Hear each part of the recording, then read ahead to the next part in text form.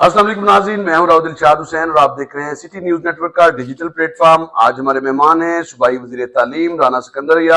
हर front पर नजर आते हैं, सियासी हो या सरकारी, हर फ्रंट पर पार्टी और हुकूमत को दिफा करते हुए पाए जाते हैं। इनकी वजारत है तालीम की और इनकी तालीम की वजारत के हवाले से इनसे बात करेंगे। बहुत शुक्रिया राना साहब। राना साहब, आज भी आप ये दावा करते हैं कि बहुत ज्यादा जो एनरोलमेंट है वो हुई है, जो आउटसोर्स का सिस्टम शुरू किया गया उससे बहुत सारे स्टूडेंट्स मुस्तफीद हुए, फिर एक्सीलेंस सेंटर्स से बहुत सारे स्टूडेंट्स हुए।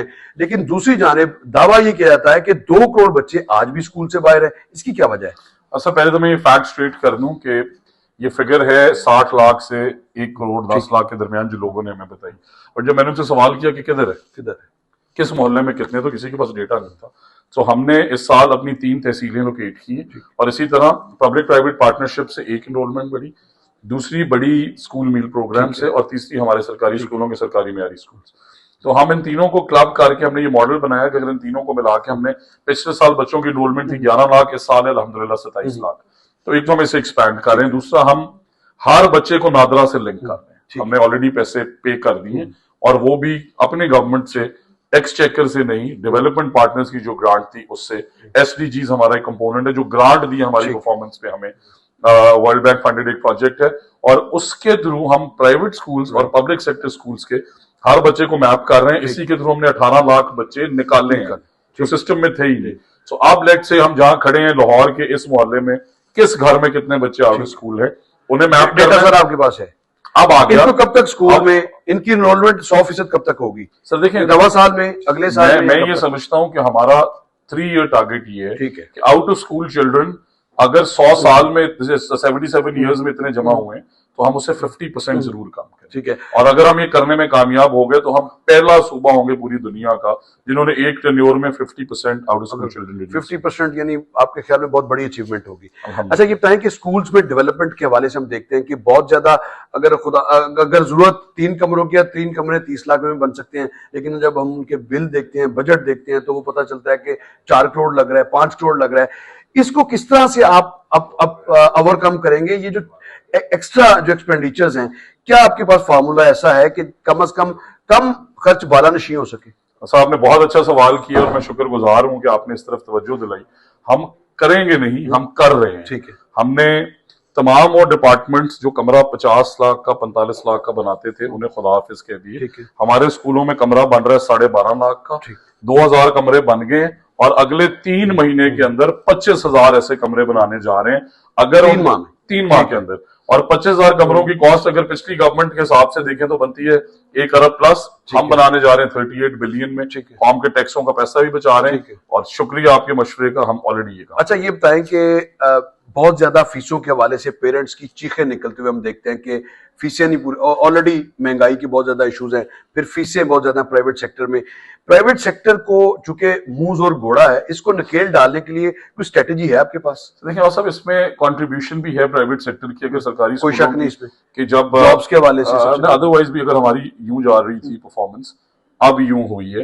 आपने इसको ऑलरेडी पायलट कर लिया, बड़ा सक्सेसफुल, जलालपुर पीर वाला। यानी पहले इंडियन एयरफोर्स की तरफ नीचे जा रही थी, अब पाकिस्तान एयरफोर्स की तरफ ऊपर जा रही है। तो इसका हमने हालिया निकाला है। जब तक हम अपनी परफॉर्मेंस इंक्रीज नहीं करेंगे, बेहतर नहीं करेंगे, उन पे प्रेशर कैसे आएगा? सो जलालपुर में पहला पायलट हो गया। आपसे रिक्वेस्ट है कि अपने नुमाइंदे से वो वीडियो मंगाएं जहां पे 61% बच्चे तमाम प्राइवेट स्कूलों को छोड़ के जलालपुर पब्लिक स्कूल, हमारा सरकारी स्कूल ज्वाइन कर चुके हैं। वैसे 300 इस साल बना रहे हैं, अगले 4 साल में वैसे 1500 स्कूल बनाएंगे और अगले साल सर्दियों तक मेरा आपसे वादा है कि आपके प्राइवेट स्कूल्स की फीस में विजिबल। अच्छा, ये बता दें कि इस्लाहात के हवाले से पंजाब काबीना ने एक जो एजेंडा था वो पंजाब काबीना के हालिया इजलास में वो अप्रूव किया है।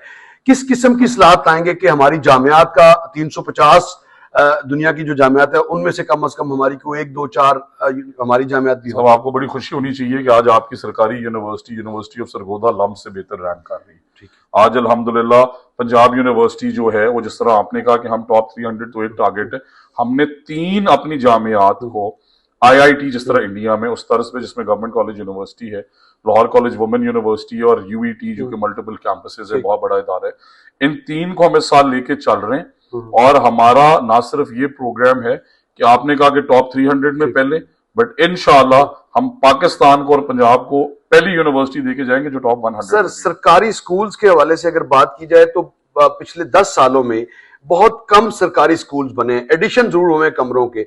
सरकारी स्कूल्स बनाने के हवाले से जो सेंटर ऑफ एक्सीलेंस का प्रोजेक्ट है, क्या ये हर सूबाई हल्के में जाएगा या ये यूनियन काउंसिल तक रिफ्लेक्ट करेगा? इस पे गवर्नमेंट की क्या पॉलिसी है? सर, पहले मरले के अंदर हर तहसील में 2, ठीक है।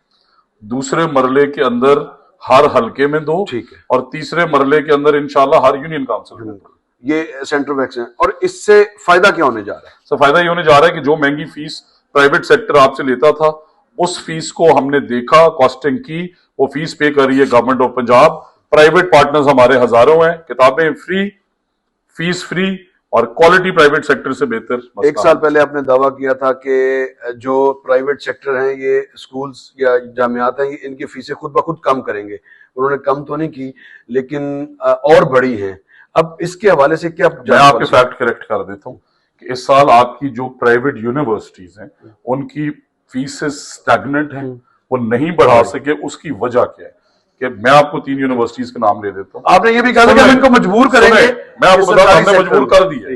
यूईटी में पिछले साल दाखले 18,000, इस साल 37,000। ठीक है। यूनिवर्सिटी ऑफ कमालिया में 400% एनरोलमेंट इंक्रीज। इसी तरह home economics university, GCU Faisalabad, Sialkot, IUB Bahawalpur. But हम उससे भी आगे निकल गए। वो वादा हमने कैसे वफा की है? आप में से जिस पाकिस्तानी की बच्ची ने बैचलर करना है, उन हर स्कॉलरशिप से पूरी फीस अदा हो रही है।